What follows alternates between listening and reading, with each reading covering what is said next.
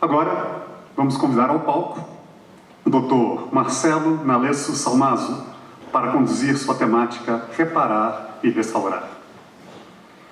Dr. Marcelo Nalesso Salmazo, juiz de Direito, é membro da Coordenadoria da Infância e da Juventude e do Grupo Gestor da Justiça Restaurativa do Tribunal de Justiça do Estado de São Paulo, coordenador do Núcleo da Justiça Restaurativa da comarca de Tatuí, Polo e Radiador. Após a palestra do Dr. Marcelo, pessoas da equipe da Palas Atena recolherão perguntas por escrito dirigidas aos nossos convidados, Charles Harrison e Marcelo Salmazo, referentes aos temas desenvolvidos. Dr. Marcelo, a palavra é sua. Peço licença para ficar em pé. Primeiramente, eu gostaria de agradecer por esse tão honroso convite, agradecer a Palas Atena em nome da professora Lia Dinsky, uma grande pessoa, um grande nome da cultura de paz e da não violência neste país, uma grande parceira da justiça restaurativa, realmente um ícone dessa voz da não violência. E todos aqueles aqui que integram a Palas Atena. Eu gostaria de agradecer também o SESC Vila Mariana e a todo o SESC que nos acolhe no dia de hoje, em nome da professora Lígia, da Érica, e de tantas pessoas que estão fazendo parte deste evento e fazendo com que este evento ele possa se realizar. Agradecer também o Consulado dos Estados Unidos, em nome da Joyce e do Charles, também o Consulado da Índia, em nome do Vopal, acho que é essa a pronúncia, me desculpem se estiver errado, e, por fim, agradecer a presença de todos vocês. Muito obrigado por estarem aqui. Então, agora me dirijo a todo esse público para dizer boa noite. Esse boa noite é um boa noite que parece de pessoas que não jantaram ainda, pessoas que estão cansadas. Então agora vamos para um boa noite restaurativo. Boa noite. Agora sim. Esse é o espírito da cultura de paz, esse é o espírito da justiça restaurativa, que sim traz muito trabalho, nas palavras do meu amigo, o juiz Egberto Penido, traz muito sangue, suor e lágrimas, mas ao mesmo tempo traz alegrias e traz esperanças. E realmente é muito honroso e é um prazer estar aqui com todos vocês, porque é importante nós estarmos juntos, pensando e repensando o sistema social em que nós estamos inseridos e em que nós vivemos. Eu percebo, e eu acredito que essa seja uma percepção geral de todas as pessoas aqui, que todos nós estamos cada vez mais sobrecarregados. Cada vez mais temos menos tempo para fazer aquilo que queremos e cada vez mais temos que fazer aquilo que somos demandados a fazer. Digo verdades ou digo mentiras? Todos nós percebemos isso. E isso é real. Às vezes, o sistema em que nós estamos inseridos nos sobrecarrega de forma mais ostensiva, mais perceptível, e notem como nossos trabalhos nos demandam cada vez mais. E por vezes, esse sistema social em que nós estamos inseridos, ele nos sobrecarrega de forma mais sutil, de forma menos perceptível. Ou seja, vejam quanto tempo nós perdemos respondendo e-mails, olhando o WhatsApp, descendo a barra de rolagem do Facebook e para muitas vezes absolutamente nada. E a conclusão a que eu chego é que o sistema em que nós vivemos é um sistema que está pautado pelas diretrizes do individualismo, do utilitarismo, do consumismo e da exclusão. Esse sistema ele nos sobrecarrega para que nós atuemos dentro dele como autômatos, como robôs, para que nós não tenhamos tempo para pensarmos sobre esse sistema social e sobre as falhas desse sistema social em que vivemos. E nada mais oportuno do que nós pensarmos no sistema de convivência em que nós estamos inseridos do que este cinquentenário da morte deste homem, Martin Luther King Jr., que disse claramente que o sistema em que ele vivia não era bom. Que disse claramente que um sistema que impunha violência, que impunha segregação, que impunha dor a uma série de pessoas, a grupos de pessoas, que isso não podia ser normal. Um homem que nos ensinou, acima de tudo, que a escuridão não expulsa a escuridão. Somente a luz pode fazer isso. Que o ódio não expulsa o ódio.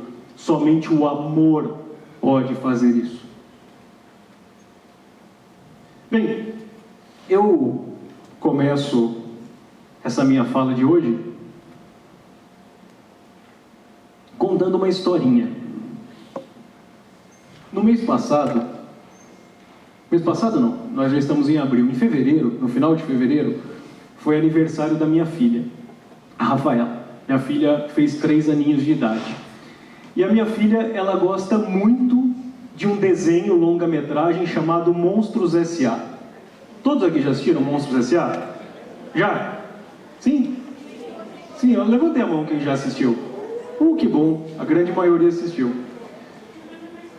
E eu assisti, assim, mais ou menos umas 80 vezes esse desenho com a minha filha, porque criança tem essa questão, né? Não muda de desenho. Quando a criança, ela encasqueta com um determinado desenho, ela assiste aquele desenho 1000 vezes, né?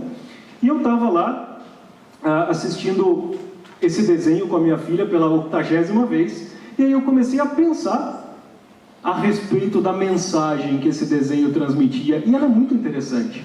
Eu não sei aqui se todos se recordam, mas eu vou fazer um breve briefing, um resumo desse desenho, para nós aqui rememorarmos algumas ideias importantes. Monstros S.A. diz respeito à cidade dos monstros, chamada Monstrópolis. E Monstrópolis precisa de energia para sobreviver, ou seja, é necessária energia para que aquela sociedade dos monstros sobreviva. E como essa energia é produzida? Bom, eles têm lá grandes instituições, que são retratadas como fábricas, e nessas instituições existe um grupo de monstros, que é um grupo de elite, que por meio de portas, eles entram nas portas dos armários dos quartos das crianças e assustam as crianças, de maneira que o grito das crianças produz energia para manter a sociedade de Monstrópolis. Vejam a ideia que está por trás disso. Aqueles monstros, eles entram, invadem o quarto das crianças e causam dor, causam sofrimento. É a partir do susto, da dor, do sofrimento, que se gera energia para manter viva a sociedade de Monstrópolis. E qual é o discurso que se cria para que os monstros não tenham empatia por aquelas crianças? Para que eles possam causar dor sem sentir nenhum tipo de remorso, sem sentir pena daquelas crianças. O seguinte discurso: as crianças são tóxicas. E aí eles têm asco daquelas crianças. E eles causam dor sem nenhum problema, sem nenhum tipo de remorso. Porque eles se blindam em relação a ter algum tipo de empatia com aquelas crianças. Só que tem um problema. Esse sistema de dor que movimenta, que mantém a sociedade de Monstrópolis, está colapsando, não funciona. Está tendo crises de energia em Monstrópolis. E aí qual é a ideia que começa a se disseminar, principalmente no submundo da indústria de energia? Vamos criar um sistema que extraia mais energia a partir de mais dor. Aí eles criam uma máquina que é colocada na boca da criança para sugar o grito da criança, inclusive matando a criança, se for o caso. Será que nós vivemos esse tipo de situação nas nossas sociedades? Martin Luther King se deparou com essa realidade. O que nós temos que fazer para a nossa sociedade branca norte-americana sobreviver? Eliminar os negros. É assim que a nossa sociedade vai sobreviver, vai ter energia para sobreviver, porque eles tiram energia da nossa sociedade. Eliminá-los, aniquilá-los, ou no mínimo, segregá-los.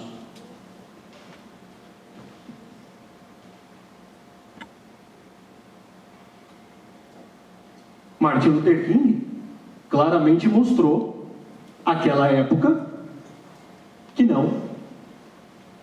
Que todos podiam conviver juntos, que era o amor e não o ódio, não a segregação, não a dor que faria a sociedade sobreviver, que traria energia para a sociedade se sustentar. Mas os sistemas de exclusão, eles se aperfeiçoam, eles criam mecanismos mais sutis para sobreviver. E será que nós conseguimos enxergar esta mesma realidade de Monstrópolis hoje em dia? Eu digo que sim. Num cenário de crescente violência, não só a violência que vem do crime, mas a violência moral, a violência do discurso de ódio, a violência nos relacionamentos entre as pessoas, nos significantes e nos significados. Qual é o discurso que vem à tona? Vamos reduzir a maioridade penal. Por quê? Porque esses jovens são tóxicos, são bandidos em potencial, têm licença para matar. Vamos aumentar as penas porque essas pessoas que cometem crimes são tóxicas.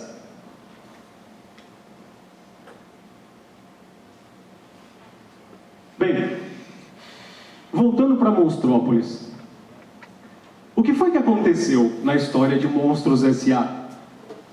Um dia, por acidente, uma criança, ela atravessou no sentido contrário. Ela entrou do quarto dela, pela porta, para o mundo de Monstrópolis. Isso nunca havia acontecido antes. E os monstros se afeiçoaram a ela e perceberam que a criança não era tóxica, que chegar perto dela não fazia mal nenhum, que estar com ela não fazia mal nenhum, que dialogar com ela por meio do afeto ou das palavras não aniquilava ninguém. E o que mais eles perceberam? O mais interessante, que se eles fizessem a criança rir, o riso, a alegria da criança tinha 10 vezes mais potência para gerar energia para a sociedade de Monstrópolis do que o grito, do que a dor. Será que nós vamos entender isso um dia? Exatamente a mensagem de Martin Luther King? Que não é a dor que vai fazer a nossa sociedade sobreviver? Que é o amor que vai fazer a nossa sociedade sobreviver? O amor, a união, o diálogo, o estar junto. Bem, para nós entendermos, né, um pouco sobre a violência, sobre as nossas estruturas sociais, nós precisamos entender um pouco sobre as causas profundas da violência e, por consequência, da transgressão também. É claro que eu não pretendo aqui, né, discutir e muito menos ilustrar todas as causas que levam as pessoas à violência e à transgressão. Mas podemos falar de uma situação que é bastante importante, bastante significativa. Guardem essa informação. Grande parte dos atos de violência, eles são causados, eles têm como motivação profunda um sentimento de humilhação e de vergonha muito profundos. Existem muitos estudos que dizem isso. Uma das pessoas que trouxe esta fala aqui para o Brasil foi um professor canadense chamado Aaron Lyons, em um dos seminários internacionais de justiça restaurativa. Vergonha e humilhação que acabam muitas vezes se externando em violência como uma forma de chamar a atenção para uma necessidade de reconhecimento. Guardem essa informação. Bem, todos nós, seres humanos, cada um de nós aqui, nós precisamos de um lugar no mundo em que nós sejamos reconhecidos como alguém. E principalmente em que nós nos reconheçamos como alguém. Acontece, meus caros, que nós vivemos dentro de uma estrutura social, como eu disse para vocês, que é pautada pelas diretrizes do individualismo, do utilitarismo, do consumismo e da exclusão. Uma estrutura social, como bem disse Zygmunt Bauman, que nos reduz a consumidores, que nós somos reconhecidos que a nossa identidade gira em torno de uma característica, aquela característica que nos coloca como produtor de riquezas e riquezas que nos permitem consumir. Querem ver? Uma pergunta muito simples. Quem sou eu? Por favor. Quem eu sou? De bate pronto. Quem eu sou? Juiz. Exatamente. Qual é a característica que me identifica? A minha profissão. Aquilo que me permite ter riquezas para consumir. Mas veja, eu não sou só juiz. Eu sou o pai da Rafaela. Eu sou o marido da Renata. Eu assisto Monstros S.A. Eu fui músico. Já toquei na noite. Então hoje eu sou juiz. Eu não sou somente eu, como juiz, como aquilo que me faz produzir e ter riquezas para consumir. Eu sou eu e todas as minhas relações. Mas hoje, nós estamos num sistema que nos identifica como consumidores e como aquilo que nos permite consumir.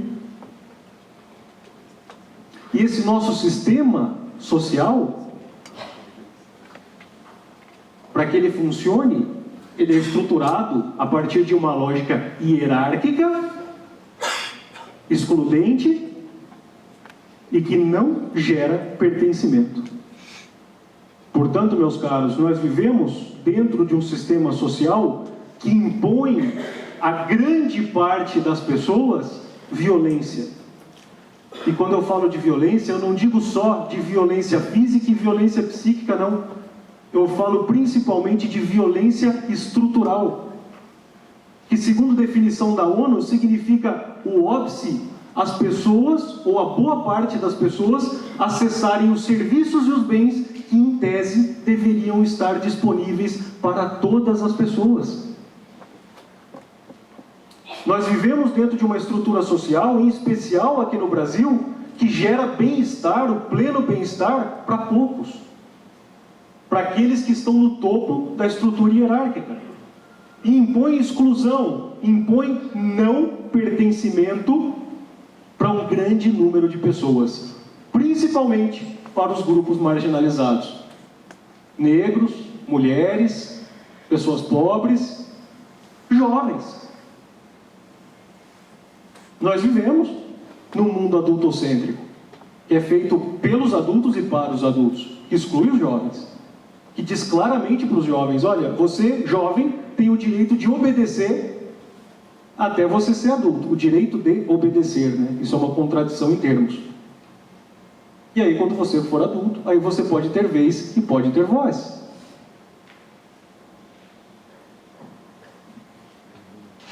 Um sistema que impõe violência e não pertencimento a tantas pessoas e que, portanto, gera para tantas pessoas sentimentos de vergonha e de humilhação. Não é à toa, né, que nós temos tantas e tantas pessoas, principalmente jovens, que acabam encontrando na violência ou na criminalidade um lugar de pertencimento, um lugar de dizer para o mundo: olha, eu estou aqui, eu tenho algum poder sobre o outro e principalmente eu tenho algum poder sobre mim. Uma forma de dizer para o mundo: olhem para mim, olhem para as minhas necessidades.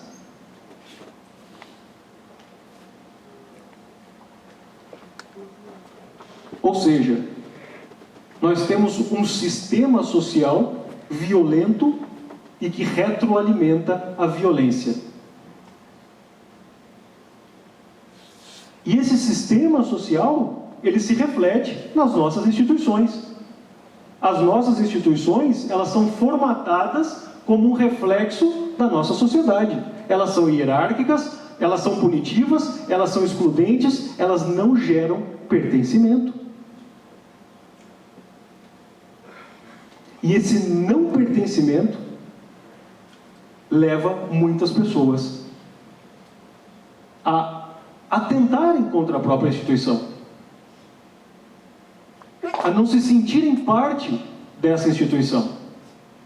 Existem estudos da Agência Antiterror norte-americana que dizem o seguinte, que estudando aquelas situações de jovens, de alunos que entram nas escolas com armas e matam vários colegas, que a causa daquelas situações, no mais das vezes, é o sentimento de não pertencimento gerado por bullying, gerado por punições excessivas, gerado pelo não atendimento de necessidades, pela invisibilidade de muitos daqueles jovens.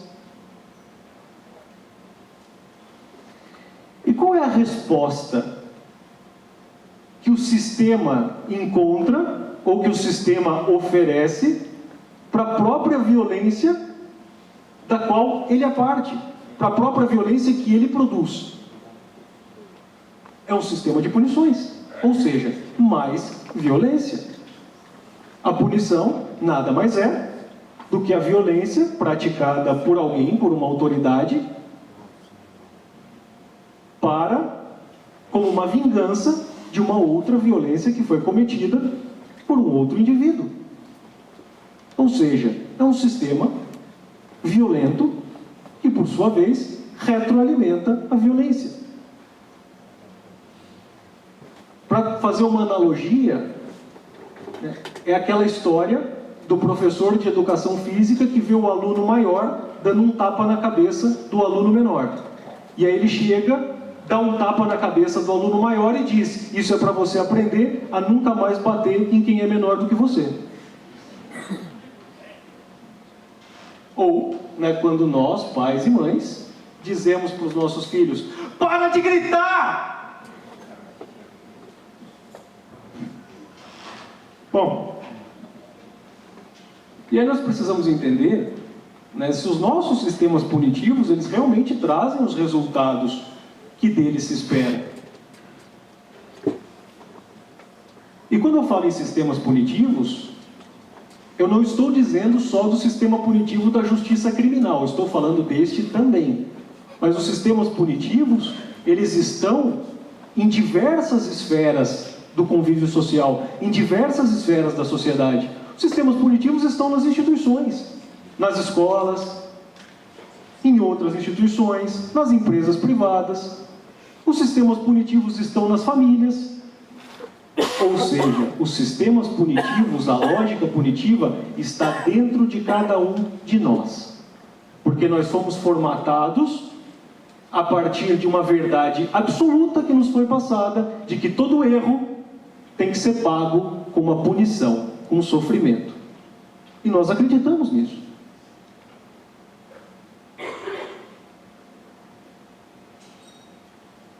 Bem, eu vou falar um pouco do sistema de justiça criminal, que é aquele que mais me diz respeito, e com o qual eu atuo mais de perto. Mas podemos considerar que essa mesma lógica está em qualquer sistema punitivo. Quando uma pessoa que cometeu um ato danoso, ela entra dentro de um sistema punitivo, em primeiro lugar, ninguém se interessa por quais motivos a levaram a fazer aquilo. Qual foi a história de vida? Quais foram as necessidades que levaram aquela pessoa a fazer aquilo? Porque na lógica punitiva as perguntas são: quem fez? Transgrediu a lei ou transgrediu uma regra? Teve culpa? Se as respostas forem sim para essas três perguntas, a pergunta seguinte é: então, qual é a pena merecida? Ou qual é a pena para esse tipo de delito, para esse tipo de transgressão? Em segundo lugar, e pode parecer bastante paradoxal isso que eu vou dizer, mas a pena, a punição, ela é altamente desresponsabilizante. Porque aquela pessoa que recebe uma punição, ela vai pensar, tá bom, eu vou cumprir essa punição, mas eu acho que eu estou certo de ter feito isso que eu fiz. Porque todos nós, meus caros, quando erramos, nós criamos mecanismos para nos desculpar, ou para lidarmos com aquela culpa que muitas vezes é muito pesada para todos nós. E todos nós somos craques em fazer isso. Vou dar um exemplo. Um belo dia, você está com a cabeça cheia, porque está cheio de problemas no trabalho, aí você sai de casa, brigou com o seu companheiro ou com a sua companheira, ainda foi sair de casa, tomou uma mordida do cachorro, pega o carro, sai com o seu carro na rua, não vê a placa de pare no cruzamento, atravessa a preferencial, vem um carro e bate no seu carro. Num primeiro momento você pensa assim, ai que besteira, mas no segundo momento você pensa, nossa, mas ele estava rápido, né? E no momento seguinte você pensa, se ele não tivesse tão rápido, ele teria visto e poderia ter parado, até chegar à conclusão de que a culpa é do outro. Por quê fazemos isso? Por que temos esse mecanismo? Primeiro porque a culpa é muito pesada para todos nós. Mesmo porque, hoje em dia, duas ideias que são diferentes, que são culpa e responsabilidade, elas estão coladas. De maneira que a pessoa, ela não quer se sentir culpada e, portanto, não quer se sentir responsável, porque isso significa ser punido. E como eu não quero ser punido, eu não sou culpado e, portanto, eu não sou responsável. Isso se soma à lógica de uma sociedade hedonista, que busca o máximo de prazer com o mínimo de esforço. Portanto, se a culpa não é minha, de quem é? Do outro. E se o outro é culpado, quem tem que fazer? Quem tem que mudar? Quem tem que se mexer? O outro e não eu. E aí, aquele sujeito que recebe uma punição, ele vai dizer, tá bom, eu vou cumprir essa punição, depois que eu cumprir essa punição eu tô quite com o que eu fiz, e posso voltar a fazer o que eu estava fazendo, porque afinal de contas eu acho que eu estou certo de ter feito aquilo que eu fiz. Agora, claro que cumprir uma punição não é estar quite com o que fez, óbvio que não. Todo ato de violência gera danos, gera dano para uma vítima, gera dano para si próprio e gera dano para a comunidade, porque todo ato de violência irradia efeitos negativos. Não é simplesmente cumprir uma pena que a pessoa está quite com tudo aquilo que aconteceu. Claro que não. Por outro lado, se nós entendemos que a base profunda dos atos de violência são sentimentos de vergonha, de humilhação, de não pertencimento, uma pena traz o quê? Mais vergonha, mais humilhação, mais não pertencimento, principalmente quando a pena implica segregação e estigma, e geralmente isso acontece. Seria o mesmo que nós dizermos o seguinte: nós chamarmos um engenheiro na nossa casa porque o forro está caindo. Esse forro tem duas vigas. Uma viga está rompida, metade do forro está caindo. E seria como o engenheiro dissesse: então, para solucionar o problema, é só nós rompermos a outra viga, que está intacta. Ou seja, o sistema punitivo, ele dá um pouco mais daquilo que motivou aquele ato de violência.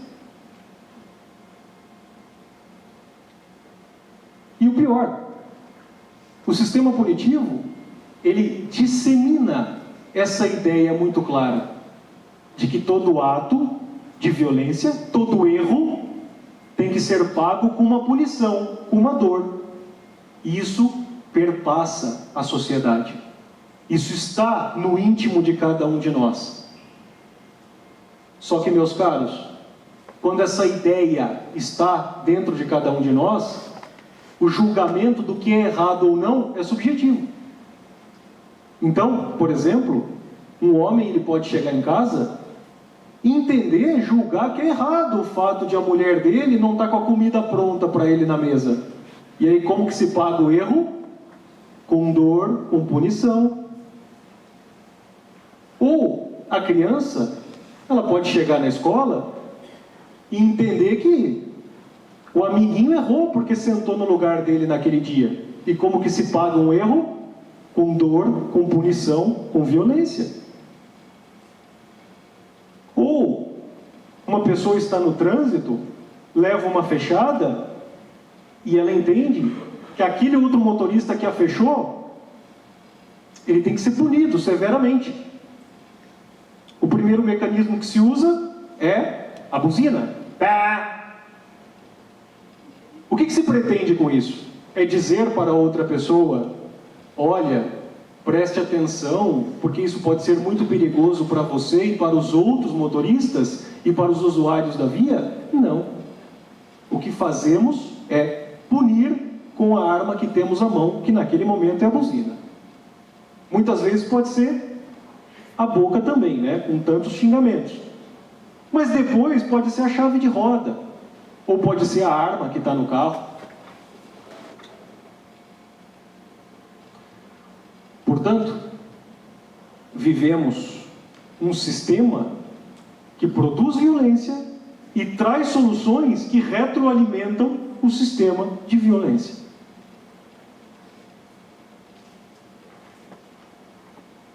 E quando nós chegamos a uma conclusão como essa, né, como diria o grande Albert Einstein, não há maior sintoma de insanidade do que fazermos as mesmas coisas todos os dias e esperarmos resultados diferentes. Martin Luther King, ele previa a justiça restaurativa. Tem uma frase dele muito interessante em que ele diz o seguinte: os seres humanos precisam criar métodos para resolver os seus conflitos que rejeitem a violência, a vingança e a dor. A base desse método só pode ser o amor. Ele deixou muito bem claro o que era a justiça restaurativa.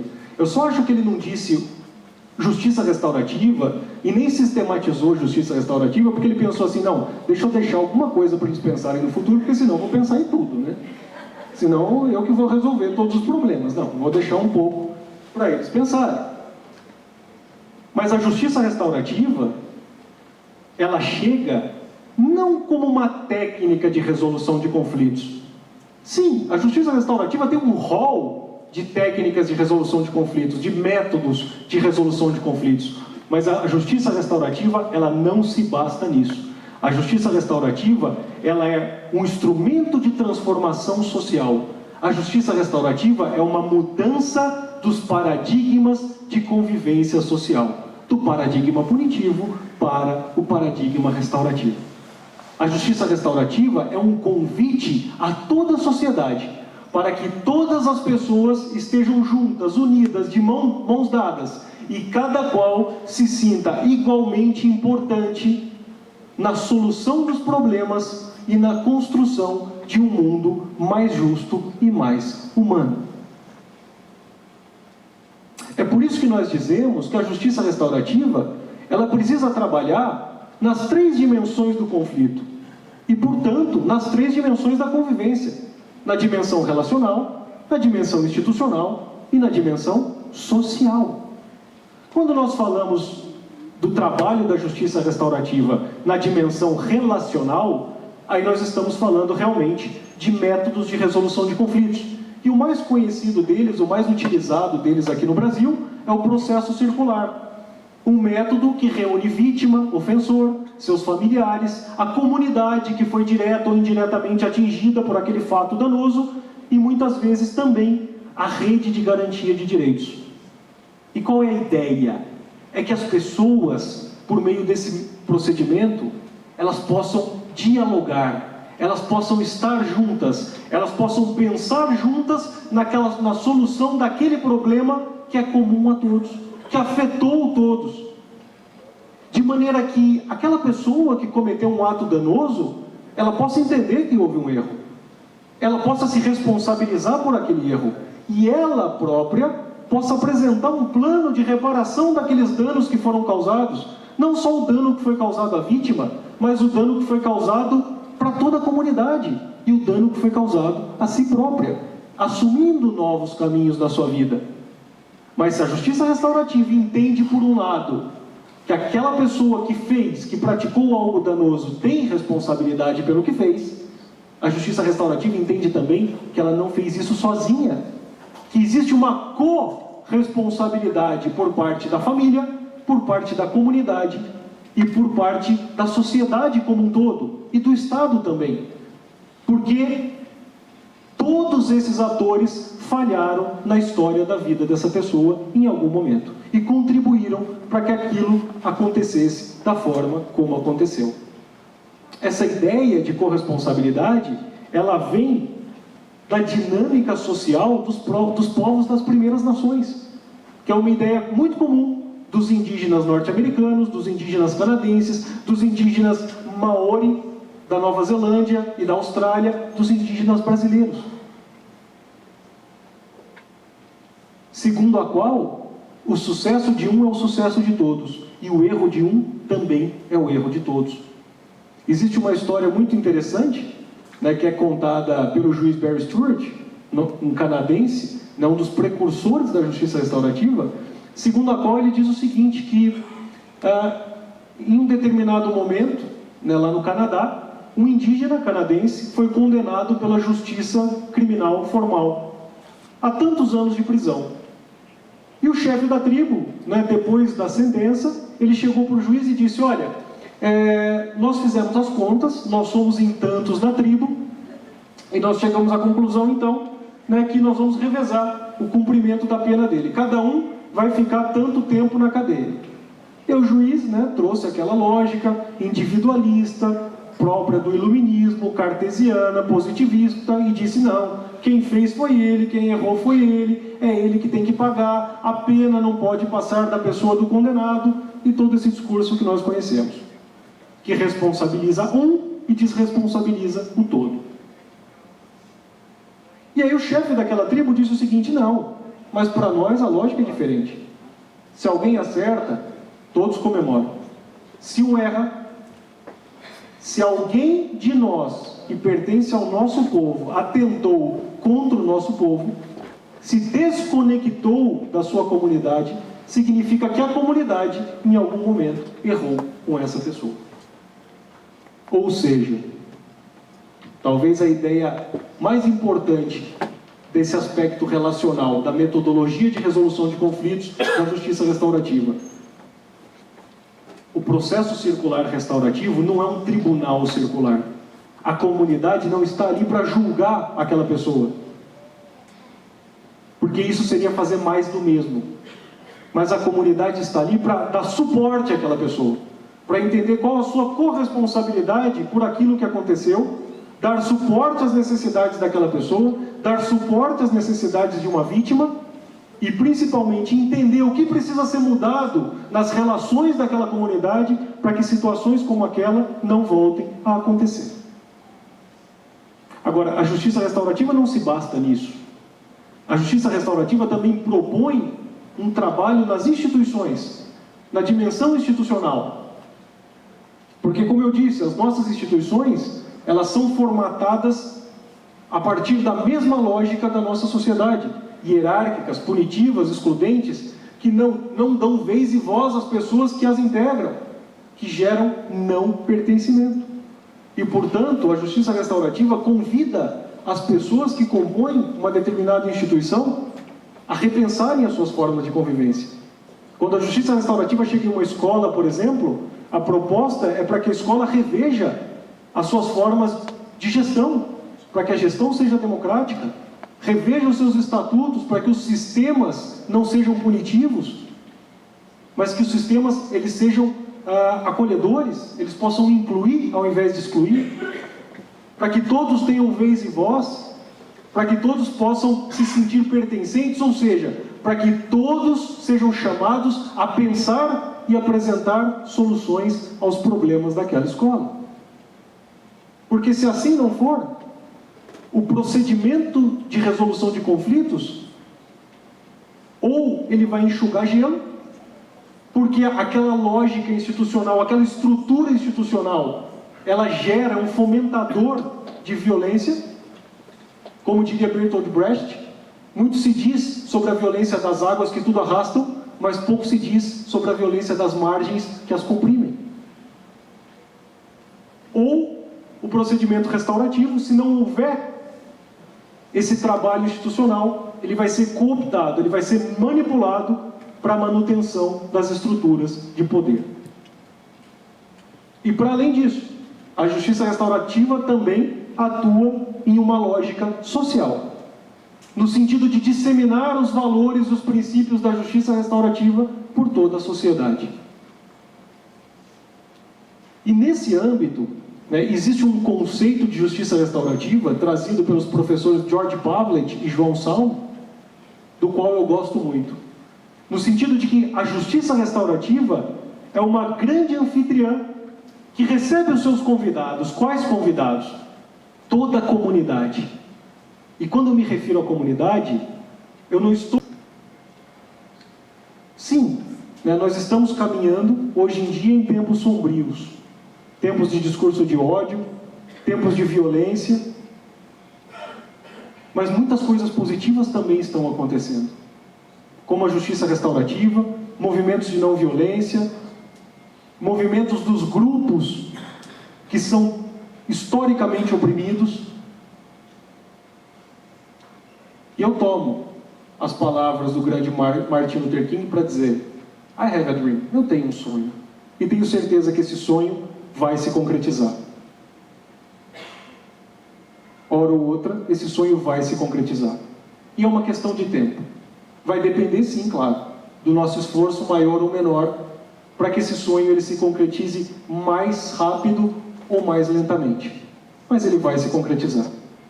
Mas para que esse sonho se concretize, para que todas essas transformações que nós desejamos, elas sejam realidade, existe uma transformação, existe uma mudança que é maior e que é anterior e talvez mais importante, que é aquela transformação que se dá dentro de cada um de nós. Nós entendermos quais são os nossos fantasmas, quais são as nossas crenças, como nós fomos formatados dentro desta sociedade utilitarista, individualista, consumista, excludente, punitiva. Como nós agimos com as outras pessoas nos nossos dia a dias, nas nossas instituições, nas nossas vidas. Ou seja, nós olharmos para nós e entendermos de que maneira, muitas vezes, nós somos pequenas engrenagens que movimentam essa grande máquina da violência. Até porque, meus caros, como diria o grande pacifista, um outro grande pacifista, que inspirou Martin Luther King, nós devemos ser a mudança que nós queremos no mundo. Muito obrigado.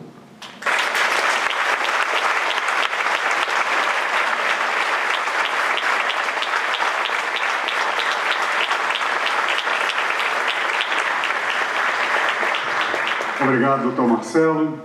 Agora nós vamos passar às questões. Então eu gostaria de convidar o senhor Charles Harrison para voltar ao palco. E a equipe da Palas Athena já deve estar com as questões para que a gente possa...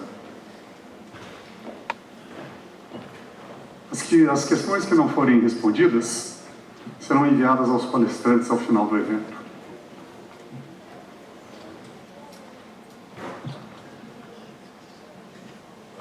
Não temos perguntas? Tá, tem uma ali.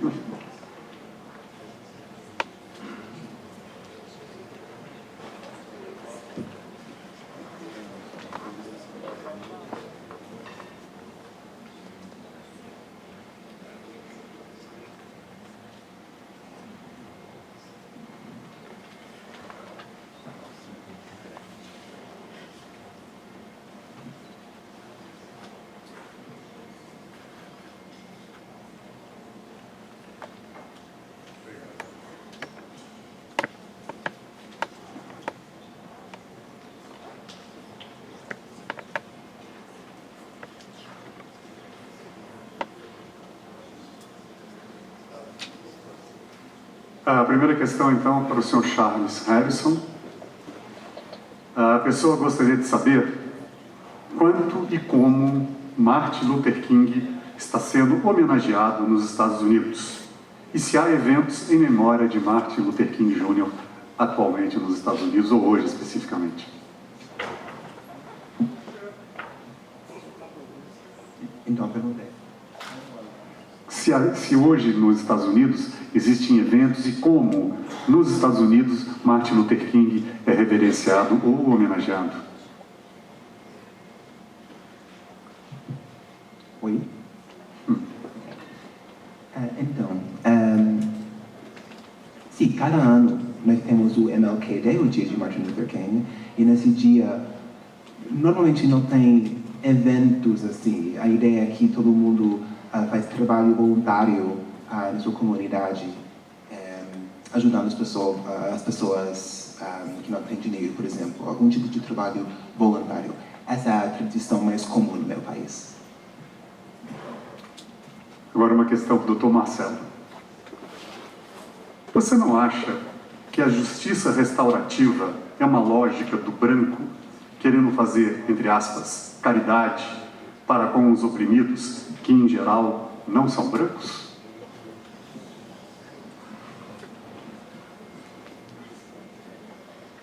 Olha,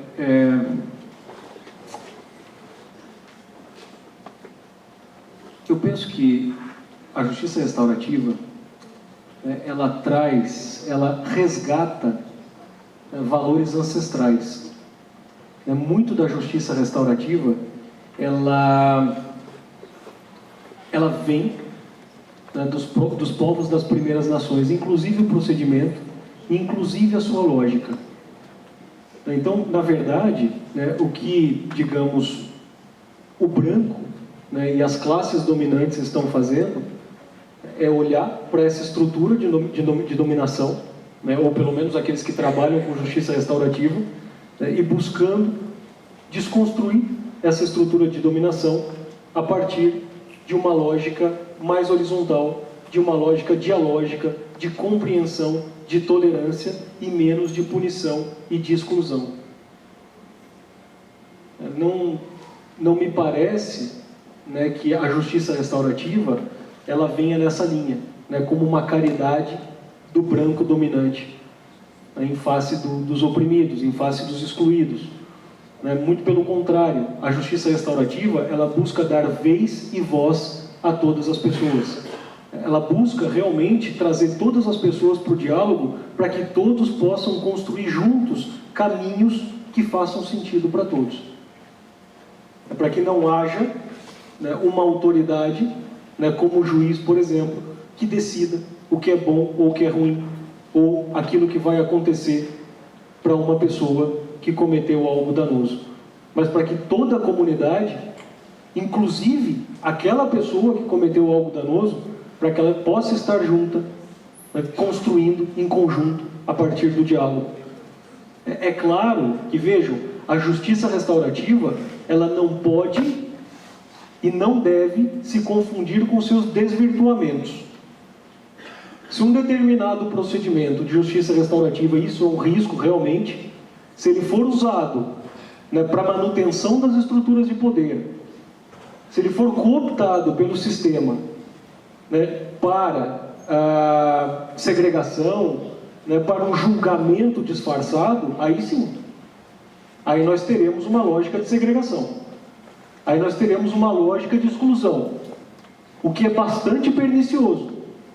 É porque se as pessoas de uma comunidade, um procedimento restaurativo, elas estiverem ali para julgar, aí essa pessoa estará sendo julgada por outras pessoas que não têm capacitação e não estão investidas para isso e sem as garantias do devido processo legal. Ou seja, sem defesa técnica por advogado, sem possibilidade de apresentar provas, sem possibilidade de recorrer do seu julgamento.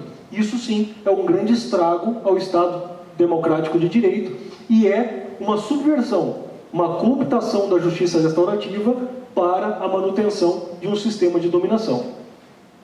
Mas se nós sempre estivermos atentos aos princípios e aos valores da justiça restaurativa, aí não. Aí a justiça restaurativa realmente, ela visa a desconstruir estruturas hierárquicas e verticais para construir relações orientais, relações de maior igualdade e de inclusão ao invés de exclusão. Tá ótimo. Bom, nós vamos fazer, por causa do horário nosso, vamos fazer mais 2 perguntas, uma para o Sr. Charles, outra para o Dr. Marcelo, e depois as que não forem respondidas aqui serão encaminhadas a eles para a resposta por e-mail. Sr. Charles, estou pedindo para o senhor contar a sua trajetória como negro no mercado de trabalho e como o senhor lida com o racismo, principalmente no Brasil.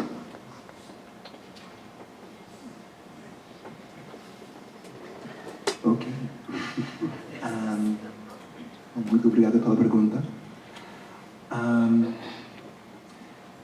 Então, eu tive muita sorte na minha vida. A minha família, os meus pais,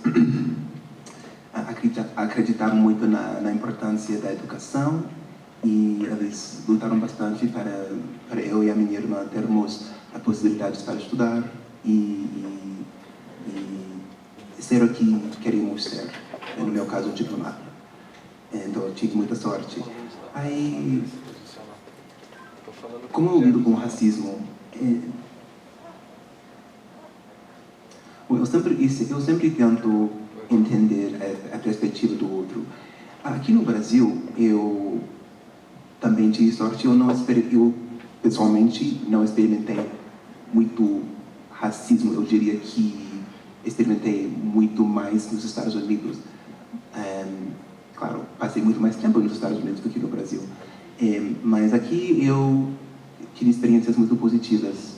Mas quando acontecem momentos não tão confortáveis, eu sempre trato de entender a perspectiva do outro. Talvez não seja racismo que está acontecendo, talvez seja outra coisa. Então, sempre tento pensar antes de agir. É basicamente isso. Obrigado. Então, Marcelo, tem várias perguntas aqui muito boas, então vamos tentar. Tinha encontrado uma aqui muito boa, vamos ver. Olha. Numa sociedade como a brasileira, cujo sistema econômico se deu com base na mão de obra negra escravizada, encontra hoje a lógica do consumismo, como esta justiça restaurativa pode ser adotada pela sociedade tão individualista e intolerante?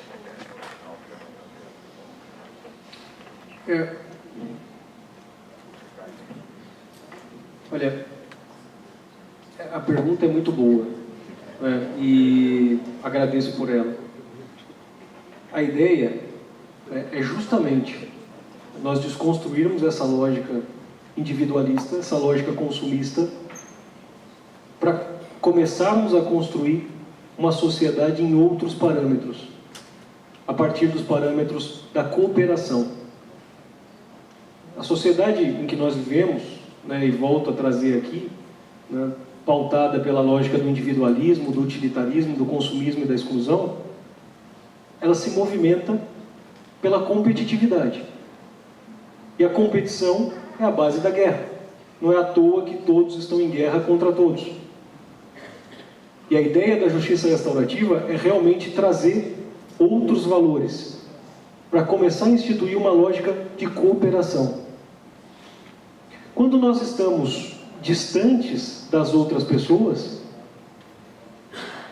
principalmente de pessoas que fizeram algo errado, a nossa lógica automática é uma lógica de julgamento. E se estamos formatados a partir dessas diretrizes que levam à competição, a ideia acaba sendo a exclusão dessa pessoa. E como que nós nos aproximamos dessa pessoa? A partir do diálogo. Não é à toa que o principal objetivo de um procedimento de justiça restaurativa não é chegar a um acordo, mas é levar as pessoas ao diálogo. É realmente colocá-las juntas para que todas possam ter vez e voz, para que todas possam ouvir e serem ouvidas. Existem experiências muito interessantes, né? Por exemplo, uma experiência que eu conheci, né, de uma juíza de Chicago, né, em que ela levou jovens negros de periferia para círculos de diálogo com policiais. Essa história ela foi trazida aqui também em um seminário internacional pela juíza Colin Shearer, né, e ela conta que ela esteve numa escola de periferia, né, com muitos estudantes negros, né, e um dos estudantes, né, dizia, né, sobre a questão da repressão policial contra os jovens negros, e ele perguntou para ela: e o que você vai fazer com relação a isso? E ela, naquela saia justa, perguntou para ele: o que você vai fazer com relação a isso? Até que eles chegaram à conclusão de que a pergunta era: o que nós vamos fazer com relação a isso? E a partir daí, né, surgiu esse projeto de círculos de diálogo entre esses jovens negros de periferia com policiais brancos. E era muito interessante, né, o resultado disso foi muito interessante, porque a partir do diálogo, os policiais se identificaram na história de vida daqueles jovens, porque muitos tiveram uma juventude muito parecida. E muitos daqueles jovens se conectaram com a história de vida daqueles policiais, porque era a história de vida deles. Ou seja, a partir do diálogo, aqueles rótulos, policial, jovem, aqueles rótulos eles foram caindo. E o que se desvelou ali foram seres humanos, nus e crus. Portanto, as práticas restaurativas, acima de tudo, elas buscam conectar pessoas. As práticas restaurativas, elas trazem uma ideia muito clara, né, que são ideias das ciências mais modernas, da física quântica, da biologia moderna, que todos nós, seres humanos, estamos conectados. Que o que eu faço aqui tem uma conexão energética que uma outra pessoa vai sofrer do outro lado do mundo. E essa conexão humana que a justiça restaurativa ela busca resgatar. A partir do diálogo, a partir do estar junto, para que todos possam construir caminhos conjuntos, que sejam bons para todos, que não excluam ninguém. E assim, aos poucos, nós desconstruirmos essa lógica da competição, da guerra, do individualismo, do consumismo, para começarmos a construir uma lógica de cooperação. Muito obrigado, Dr. Marcelo. Muito obrigado, Sr. Charles Harrison, pela valiosa contribuição de vocês à nossa noite. Por favor, por gentileza, agora nós vamos ter a parte cultural e musical. Muito obrigado.